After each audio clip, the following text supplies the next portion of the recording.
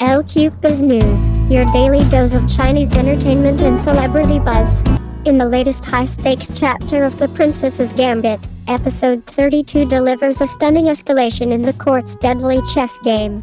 With his eyes firmly set on both the throne and the woman he's determined to possess, the third prince pushes his most dangerous move yet, only to find that two formidable opponents have already begun to dismantle his strategy from within. From the very first frame, it's clear that this episode is all about exposure, of secrets, of betrayal, and of the terrifying lengths one man will go to for power. The third prince, long suspected of harboring dark ambitions, finally reveals his hand. He coerces the emperor into signing the abdication edict by threatening him with long-term poisoning. This sinister tactic, using the very medicine the emperor has unknowingly consumed for years, shows just how deep the third prince's manipulations have run. His prize? Not just the empire, but the hand of the Liu Empress. Yes, you read that right. He doesn't merely want the throne, he wants to crown his ascension with a twisted fairy tale ending, marrying the woman at the center of his obsession.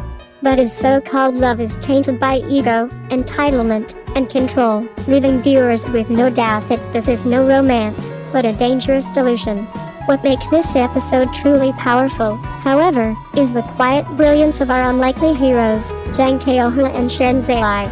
After watching from the sidelines for too long, they finally step into the center of the political battlefield, not with brute force, but with strategy, courage, and a carefully laid trap of their own.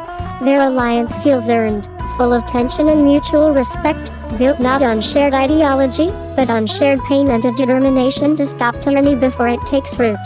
Jiang Taohua, especially, proves herself a master tactician in her own right. She doesn't confront the third prince head-on.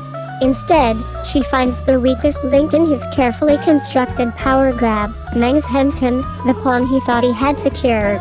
But Taohua isn't interested in destruction for its own sake, she wants to awaken. She reaches out to Meng Zhenzhen not with threats, but with truth.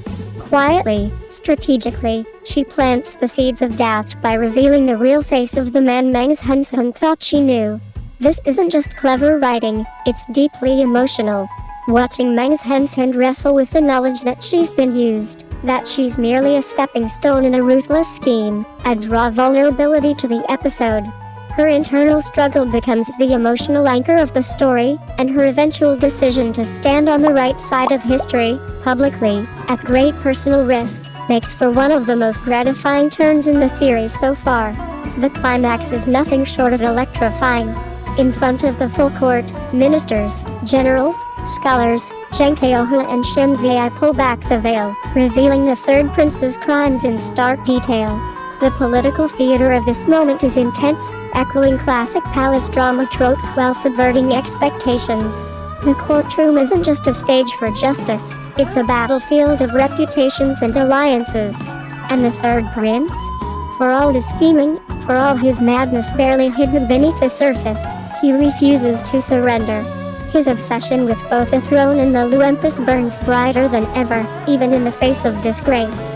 His defiance isn't strength, it's delusion. And yet, it makes him a fascinating, terrifying antagonist, one who believes so deeply in his righteousness that even exposure cannot shake his resolve. This episode is a turning point, not just in plot, but in tone. It signals a shift from manipulation to confrontation, from silence to truth. The emotional stakes are higher than ever, and every character stands at a personal crossroads. For fans of slow-burn political intrigue laced with sharp emotional arcs and morally complex characters, Episode 32 is a masterclass in execution. As the Princess's Gambit barrels toward its endgame, it's clear that the lines between hero and villain are drawn not by blood, but by choice, and the courage to face the truth, even when it shatters everything you thought you knew. Thanks for watching LQBuzz News. Don't forget to like, share, and subscribe for your daily fix of Chinese entertainment. See you in the next video.